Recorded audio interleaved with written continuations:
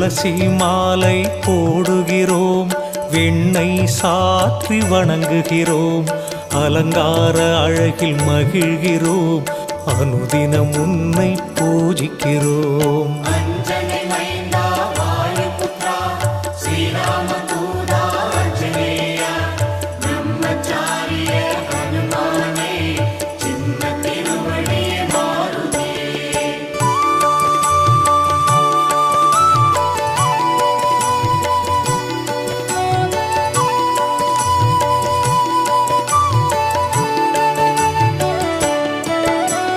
வாராவாரம் சனிக்கிழமை வணங்கி மகிழும் பக்தர்களை திருவருள் புரிந்து காக்கின்றாய், வேண்டுதல் யாவும் தீர்க்கின்றாய்.